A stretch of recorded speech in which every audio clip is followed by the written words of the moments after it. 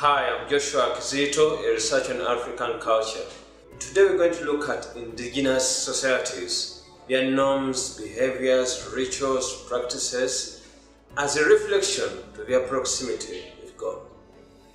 Indigenous cultures have got a close relation to an angel and his ministry, who is referred to as a provider of ways. If we look at passages, if we relate to the human body, there are things such as nostrils, there is ears, there is a mouth, skin pores.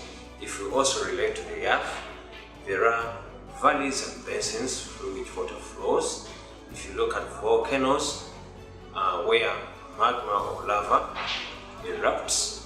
If you look at the universe, then you can relate to the flow of currents. The reason as to why indigenous cultures exercise the angel of ways is to take measurements and enable a balance of life, such as flow of water from where it's plenty to where it's scarce, such as regulating temperature, bearing in mind that some areas are very hot and some are very cold.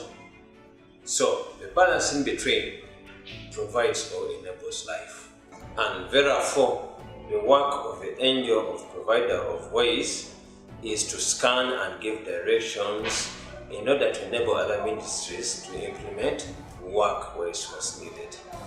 The instruments of measurements, some are tangible, some are intangible. Some are visual, some are oral. Some are sensory, such as the hair follicles on your skin. Now, since the nose has got a size, it becomes an instrument of measurement.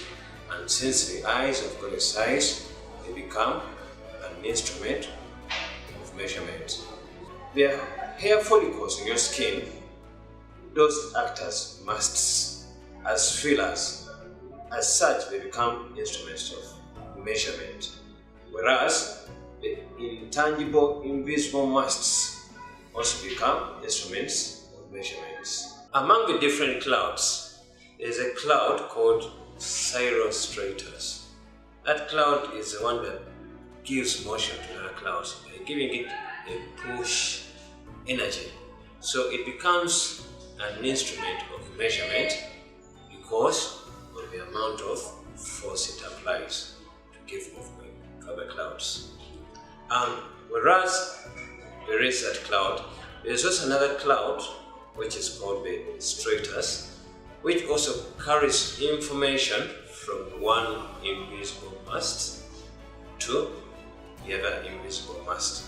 Because it's a carrier of information from mast to mast, then it also becomes an instrument of measurement. Because the angel of provider of ways creates a network of passages, that network of passages is in form of a spray.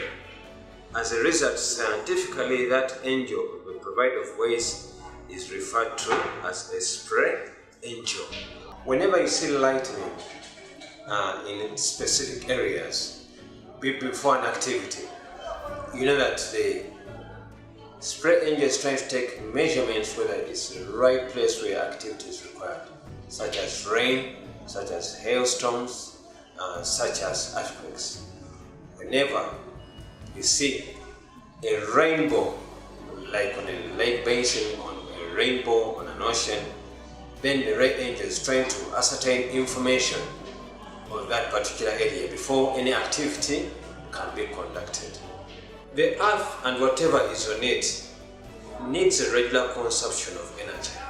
Now, if the earth and whatever is on it needs a consumption of sense, the spray angel sets up a grid particularly for sense, and when that activity is done, that grid disappears.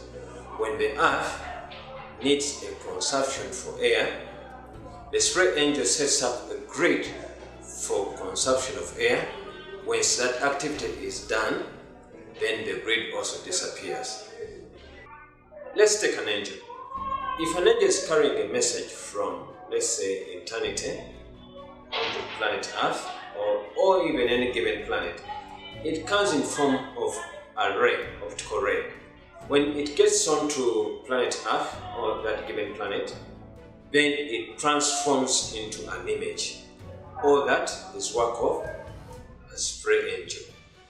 Since these energies come in measured quantities, and since these grids are set up depending on what work needs to be done from time to time, then that means there is somewhere, somehow, or even somebody who's there to act as the determinant when to release these energies from time to time on any given planet where work is required.